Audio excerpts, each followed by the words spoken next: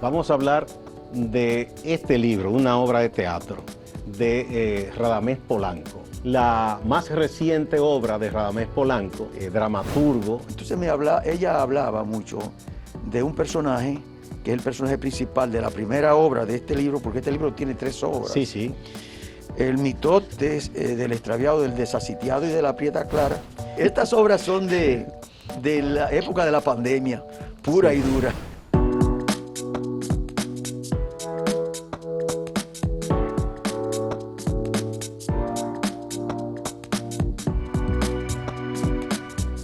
Saludos, amigas, amigos. Ustedes sintonizan Acento TV y este es su espacio a partir de ahora.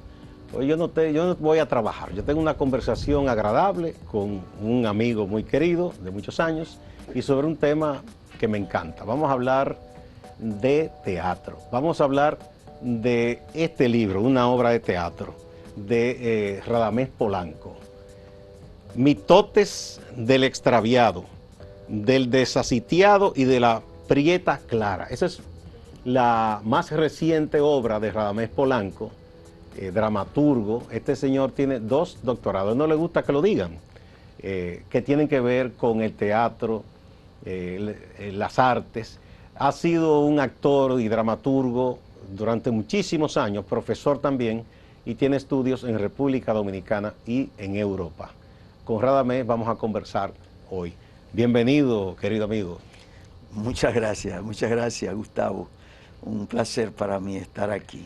Bien, yo leyendo tu libro me he disfrutado y me he trasladado a una época en que uno obtenía, sobre todo en el economato de la Universidad Autónoma de Santo Domingo, y en las librerías, que eran tantas en nuestra capital en aquellos años, una serie que venía que se llamaba Teatro para Leer, y también había cine para leer. Y los maestros antes nos incentivaban a leer esas cosas. Y qué bueno que una persona del teatro, de la dirección teatral, de la dramaturgia y de la educación en teatro, como eres tú, escriba y publique. ¿De dónde te surge la idea para este libro? Bueno, a ver, la idea de ese libro en particular me viene de conversaciones que tenía primero con mi madre cuando era yo niño y me dormían y todas estas cosas. Ella me hablaba mucho de cosas reales que ocurrieron, algunas de las cuales ella no conoció de manera directa, pero que su abuela, que era Ubaldina Tobal Estrella, que es quien la crió a mi madre, se las narraba, se las contaba. La tradición oral. La tradición oral. Entonces ella hablaba mucho de un personaje que es el personaje principal de la primera obra de este libro, porque este libro tiene 3 obras. Sí, sí. El mitotes del extraviado, del desasitiado y de la prieta clara tiene el Capitán Bocalú, que es obra de teatro, es drama y es novela al mismo tiempo.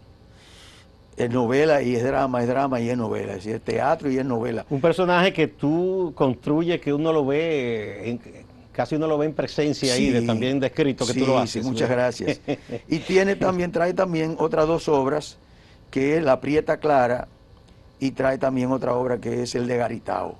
Pero son obras más breves ya, al final, porque la obra principal, que es novela y teatro, tiene 142 páginas. Me llama la atención que La prieta clara, entonces tú la titulas aquí en el índice como Blanquita. ¿Por qué? Blanquita. Blanquita es una hija de haitianos, nacida en República Dominicana, que sale cuando la madre tiene el parto, la chica sale más clara que los otros hijos de ella. La es más clara. Y entonces ella, esta madre, que se ha dominicanizado muchísimo, observa que ese va a ser el éxito de la familia. Esa chica que salió blanca, desde el punto de vista de ella. Sí. Ella no observó un detalle, que la mayoría de los niños, todos nacen o nacemos, claro, aunque seamos blancos, aunque seamos hijos de personas morenas, ¿no? Rosadito, ¿no? Rosadito, no sé cuánto, con el pelo, si tenemos pelito, un pelito lacio y todas estas cosas.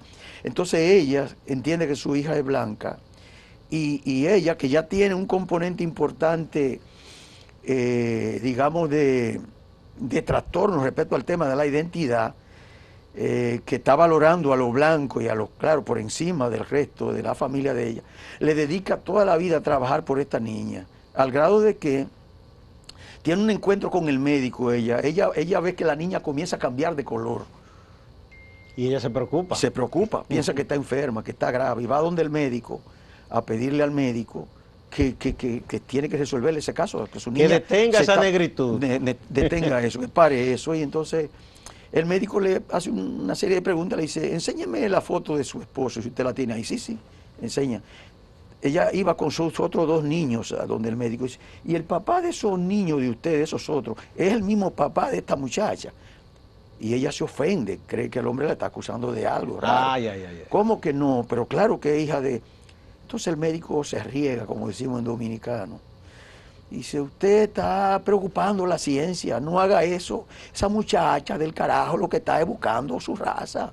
Muchacha negra, y lo dice varias veces, entonces ella se enfada y sale de ahí pataleando, diciendo, pues esta va a ser blanca, blanca, blanca, porque ella tiene esa decisión y le cría como blanquita, pero luego pasa una situación grave, dice la obra, ahora en este momento nos la encontramos a la chica vendiendo ahí con una paca cerca de la Duarte con París, próximo al Parque Enriquillo, perseguida por policía, por camionas, teniendo que luchar con ladrones de por ahí, conviviendo con gente de su propia raza y de su raza verdadera, y contando entonces, narrando sus dramas, sus mitotes, porque eso es lo que son los mitotes, una especie de drama desde el punto de vista junguiano, que se van ocultando permanentemente, que se van escondiendo, que no se quieren asumir, pero que se van somatizando en el sujeto, sobre todo en el subconsciente, produciendo unas molestias enormes. Radamés, estas obras que se pueden leer como teatro, como novelas, ¿tú las has llevado al escenario? No, todavía ninguna de ellas ha ido al escenario, son recientes. Porque yo me la iba imaginando. Sí, estas obras son de la época de la pandemia, pura y dura de pandemia, aunque las ideas del Capitán Bocalú, que es la primera obra, datan de muchos años. Viene de muchos años, algunas pequeñas composiciones de ella, de esta obra, sí. Pensamiento, trabajo sobre ella, de los personajes que aparecen, porque como te decía, mi madre me hablaba de esto, del Capitán Bocalú, que estuvo enamorado, era un capitán norteamericano, que luego yo lo hago desertar en Samaná, porque luego de la versión que yo tengo del Capitán Bocalú, real, del campo de mi madre, donde le decían Bacalú, mi padre, que era militar y era un hombre con un nivel cultural muy alto, mi padre en la ciudad, yo le pregunto que si él conoció al Capitán Bacalú, y él me corrige, me dice, Bacalú no, se llamaba Bocalú, Bocalú Mackenzie, y en mi patrulla en Samaná, entonces me comienza a contar y me da un dato, una serie de datos, pero uno que me chocó mucho fue uno de índole visual. Me dijo, nosotros lo recogíamos a él de las cunetas, todo pringado de basura y de mierda y de todo, en Samaná, en la cuneta, la patrulla que yo dirigía, me dice mi padre. Lo llevábamos a un hotelucho donde él vivía, donde la viuda del viejo Kelly, y en el cuarto, en la habitación, que eso fue lo que más me llamó a mí la atención, dice, el cuarto estaba lleno de botellas, todas las paredes, desde el suelo hasta el techo, de botellas vacías de diferentes tipos de alcohol que el hombre vivió bebiendo siempre. Estaba alcoholizado. Estaba alcoholizado. Dice, y en el 24, cuando se fueron los demás, porque mi padre ya era militar, de hecho se enganchó en el 16, mi papá. Dice, cuando se fueron todos, él se quedó. Y luego vinieron a recogerlo, tiempo después. Dice, y vi yo, dice mi padre, cuando lo arrastraban, porque él no quería irse, gritando, y lo llevaban agarrado por las 2 piernas. Entonces él rodaba, agarrado con las manos, y rebalaba y se agarraba de todo lo que pasaba, de los árboles. Se hacía de todo lo que encontraba. De todo lo que encontraba se hacía, mientras lo iban a repatriar, gritando que no se quería ir de Samaná, que en Samaná él había encontrado su sitio en el mundo. Porque fue un militar de norteamericano de la época de la ocupación. De la ocupación del 16. Sí, interesante personaje. Sí. Eso da además de teatro, pienso hasta en el cine. Vamos a Sí. una primera pausa, Radamés. Sí, cómo no. Y continuamos dialogando. Ok.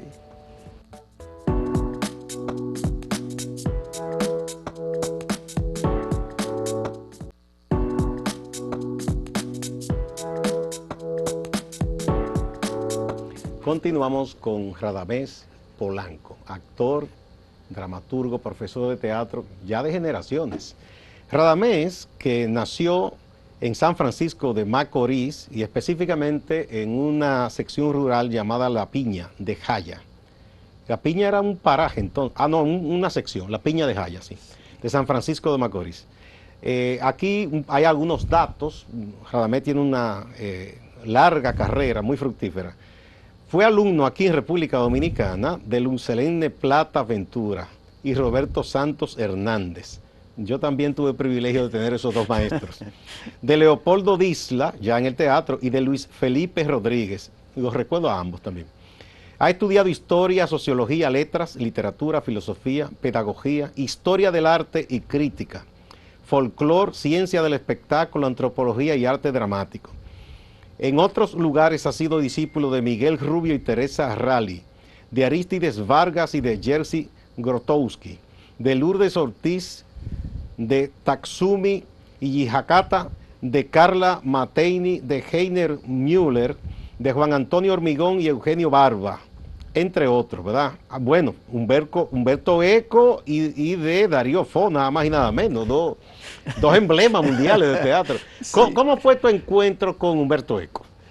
Bueno, mira, Humberto Eco, yo inicié un doctorado en la Universidad de Bolonia, en Italia.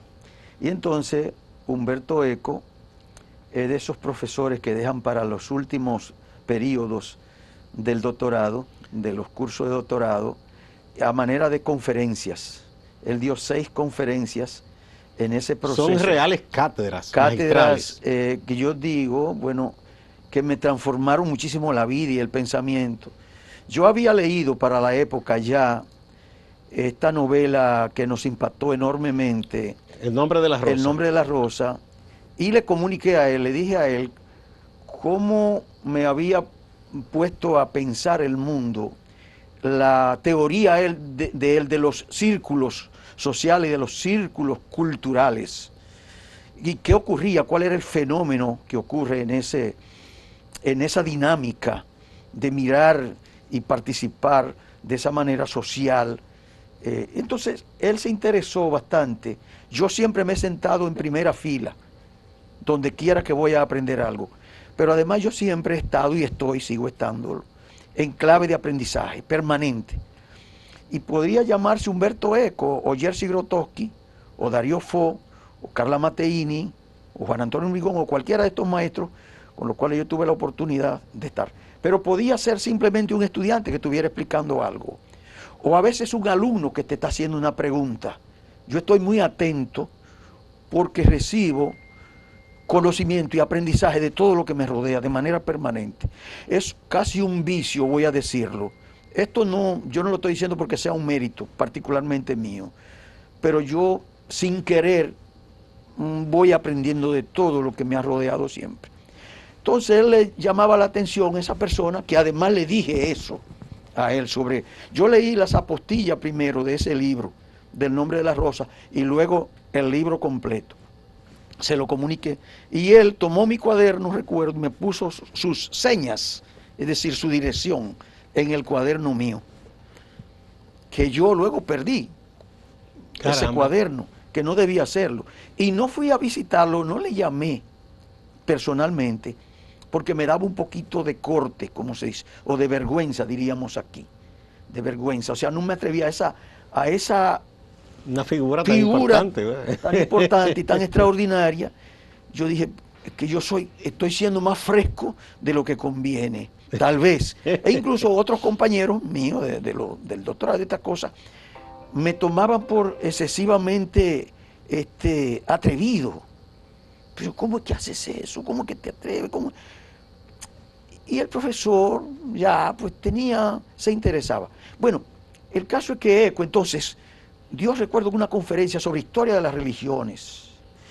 y trató mucho el tema de medioevo. Ese era de sus temas favoritos. Trató mucho el tema, por ejemplo, de Francisco, del Santo Francisco, como dicen los Él italianos. tiene un libro de debate que tuvo con otra persona, se llama ¿En qué creemos los que no creemos? Exactamente, sí. Analizando el asunto de la fe o no la fe. Sí, de la fe. Incluso me dio una serie de claves sobre el mismo tema de la ciencia. Él decía, llegó a decir, mira, hay un dogma científico y de los científicos. Dice, fíjate tú que los científicos se supone que es lo más antidogmático que existe. Pues no es así. Dice, hay un momento que el científico se vuelve dogmático también. Y comienza... Yo estoy de acuerdo. Sí, yo lo vi, de hecho yo lo he discutido mucho con un hijo mío que es científico, y muy ateo y muy cosa mi hijo. Y yo le digo, no, que tú eres dogmático. También, yo soy dogmático, lo reconozco, y hasta supersticioso, si De alguna quieres. manera todos tenemos algunos dogmas. Sí. Entonces a mí esas cosas o sea, el encuentro con Eco, con gente como Eco, como Darío Fo, para el tema del actor, yo aplico mucho. Yo hasta, mira, te voy a contar. Yo vi a Juan Santana, un viejo contador de cuentos, en mi campo cuando yo era niño. Y hasta muy entrado en edad, yo no había encontrado un actor que superara a Juan Santana cuando contaba los cuentos. Él los realizaba, los interpretaba. Él no sabía que era un actor. Los dramatizaba. Los dramatizaba y no sabía que era el tamaño de actor que era. Hasta no encontrar a Darío Fo, y yo se lo digo a Darío Fo, yo tengo esas cosas. Bien, háblame un poco también de ese encuentro con ese gran maestro, Sí, Darío Fo. yo recuerdo que le cuento a Darío Fo de un contador de cuentos de mi niñez, de mi infancia, y cómo hacía ese hombre, cómo hacía. De hecho, en esta novela yo creo que hablo de Juan Santana. ¿Qué hacía Juan Santana? Animando la vela de cabo de año, los rezos, o a veces simplemente las noches, allí en el campo. Y yo hablándole, y entonces Darío Fo me dice, pero haga lo que usted dice que vio que él hacía. Y yo comienzo a intentar hacer. Digo, para mí es imposible. Y es el paradigma que yo tengo como el actor. Yo no he encontrado otro actor igual. Digo, lo vi a usted entonces haciendo tal cosa. Le mencioné el monólogo que vi haciendo a Darío Fo. Y dije, Dios mío, pero este hombre se me parece a Juan Santana actuando. Digo, yo no sé si usted supera a Juan Santana o si Juan Santana lo superaba a usted. Ahora, Juan Santana no sabía que tenía técnica. Y él me explica a mí, mira, existen las técnicas del trabajo, por ejemplo. Y si tú la técnica del vivir, la técnica del trabajo, la técnica del esfuerzo que ese hombre hacía posiblemente cuando era alcalde, cuando peleó en alguna de esas revoluciones, esa misma técnica puesta al servicio de contar sus historias, esas mismas técnicas, pero yo fui, te valen para el arte dramático, para la representación. Yo he sido alumno de Jijikata, Tatsumi Jijikata, un japonés que fue el creador de la danza Buto, nada más y nada menos. Y estuve 3 meses con ese hombre, japonés, ese hombre. A propósito, te escuché una vez, no recuerdo en cuáles de esos encuentros, clases que tú diste en algún lugar, decir... Tú me viste actuando el otro día. También, vamos para allá. Que decir, en una ocasión tú dijiste, el actor, si es necesario, debe aprender hasta volar. Danzar, cantar, hasta volar. Sí. Que yo no sé si eso es tuyo o de uno de tus maestros. Precisamente. Y a propósito de eso te digo, ¿qué tanto se aprende en el teatro, digamos que de manera autodidacta y en la escuela de la vida, y qué tanto en las academias? Porque tú tienes la doble condición. Sí, mira, yo defino al teatro, yo, Radamés Polanco, como el arte de la expresión rotunda.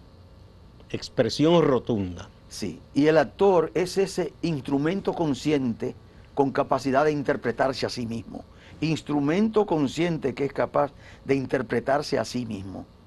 Y es rotundo. Rotundo quiere decir que maneja todas las técnicas habidas y por haber. Técnica del trabajo y técnica de las artes. Técnica del existir, del vivir. Técnicas de las que usan los atletas, los deportistas, los luchadores, los boxeadores, los militares.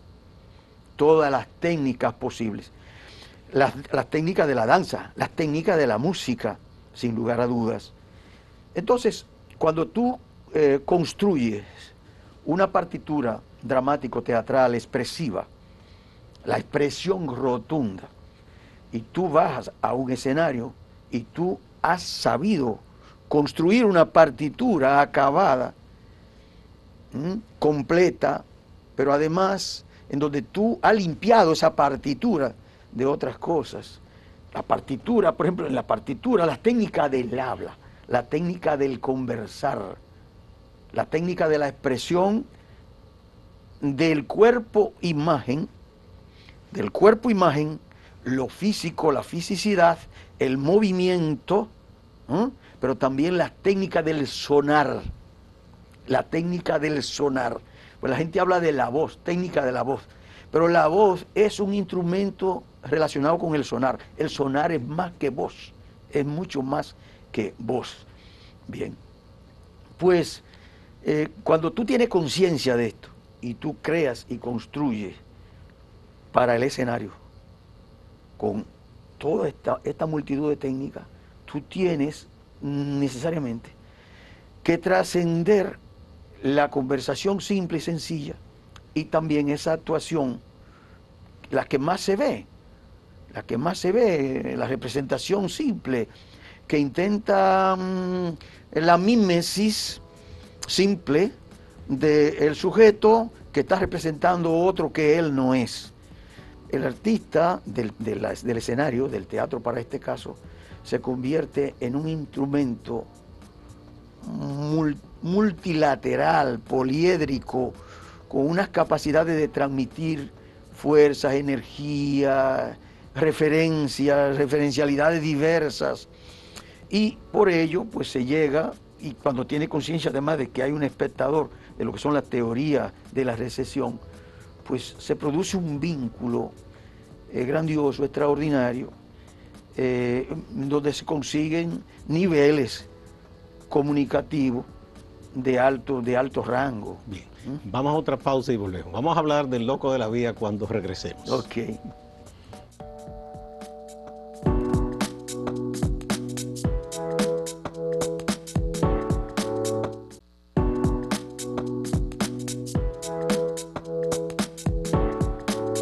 Gracias por continuar. Radamés, ¿dónde se puede adquirir Mitotes del extraviado, del desasitiado y de la prieta clara, que es tu último libro? En Cuesta, centro del libro. Está ahí. Está ahí sí, en ese lugar. Está disponible, solo ahí. Disponible, solo ahí, sí. Solo ahí, bien. Vamos a ver, disfruté una obra que tú creaste a partir de un poema canción de Rafael Amor, un cantautor y poeta argentino llamado El Loco de la Vía. Disfruté doblemente verte actuar, cantar y cómo tú creas un escenario que yo veía la vía y sentí el ruido del tren. Porque yo tuve alguito que ver con eso y eso me alegró muchísimo. Yo no desconocía la historia hasta que Noé me la contó. Sí. ¿Cómo te llama la atención ese poema y que llega tan hondo para tú convertirlo en obra de teatro? Cuando Noé me dio ese libretito, escrito a manos, estaba Noé muy jovencito, y me dice, mira, dame lo que encontré, eso es tal cosa y tal. Yo lo tomé aquello, no le di mayor importancia en ese instante, pero luego lo leí. Y cuando lo leo observo una cosa fundamental, que aquello estaba lleno de teatralidades. Las diversidades teatrales estaban ahí en esa canción, casi poema, casi canción. Describe casi un escenario, casi cuando comienza. monólogo, el loco Sí. de la vía, Sí. un personaje, un escenario y una realidad social muy importante, muy interesante, una cosa muy contestataria. Me identifiqué, hubo amor a primera vista conmigo y ese texto cuando lo miré. Aparte, entonces yo construí con él una dramaturgia, obviamente, como ve, comienzo con un texto bueno, primero se proyecta la película o el vídeo de otra canción, Papá, cuéntame otra vez. Sí, preciosa, sí. Preciosa canción, lo proyecto con todas las imágenes del mayo del 68, de las diferentes revoluciones, los diferentes líderes, etcétera, etcétera. Y luego yo me levanto, contextualizo lo que la canción ha dicho para entrar, crear ese puente entre lo que la canción pasada, el vídeo que se ha visto, con El Loco de la Vía, y lo hago a través de un fragmento de una canción de Alberto Cortés, también argentino, eso se llama Castillos en el Aire. Sí. Canto una parte ahí y entro entonces a saco con el personaje. El personaje entonces que yo hago, lo construyo a partir de un personaje real dominicano de la zona colonial, particularmente de la calle El Conde, que existió ahí por muchos años, que es Danilo Lasocé. Sí, Danilo sí, Lasocé, sí, lo conocí. que ha Sí, sido sí. crítico de arte, que estudió arte, crítica de arte en Cuba, y que luego ha tenido y escribía, Danilo. publicó, yo llegué a comprar Sí, libros sí, a él, sí. algunos trastornos luego, Sí, algunos sí. trastornos de la conciencia, pero un personaje súper interesante. Sí, no, ese era yo digo, era de los clásicos de la zona De los colonial, clásicos Danilo. de la zona colonial. Yo llego a crear incluso una teoría acerca de una manera de decir la palabra que se llama lasoseísmo, que lo aplico en esa obra. Entonces, el lasoseísmo es un sujeto que palabrea mucho y patina y retorna al punto de partida sin avanzar demasiado, palabrea. Entonces, pero Lasocé tiene una serie de características muy fuertes, muy poderosas, muy dramáticas en su manera de ser y de comportarse, de caminar, de moverse, de decir las cosas. Y digo, este es el personaje en primer lugar. Entonces yo construyo y profundizo en una mímesis, no del Lasocé simplemente superficial, sino del Lasocé psicológico también, y de la crítica social y el dolor. Y bueno, De Lasocé. filosofía también, Sí, sí, porque, o sea, aquel que se atreva a pensar diferente, ya hay problema. Hay problema Si ya. se atreve a decirlo, más problemas. Más y problemas. si actúa y Se vive en pone a consecuencia hacerlo. con lo que piense, ya es Sí, lo es la peor. catástrofe ya Y definitivamente. reivindicas también al pregonero popular. Claro que sí. En este caso vendiendo cultura. Sí, vendiendo cultura, arte y literatura. Y es que imagínate que no son los productos Además. preferidos del mercado. Bueno, muchísimas gracias a Radamés Polanco, un verdadero artista del teatro y que tiene este libro, aporta este libro que yo invito a leer, Mitotes del extraviado, del desasitiado y de la prieta clara, que además de 3 obras magníficas que dan para novela, son teatro. Yo creo también que hay una propuesta teatral aquí, es más allá de las obras como tales, una propuesta teatral de Radamés. Así que excelente, ojalá que incluso la gente del teatro compre este libro y lo estudie, que está, yo creo que es un excelente aporte. Muchas gracias. A ustedes también, amigas y amigos, no se vayan, que hay más en Acento TV y Acento Portal.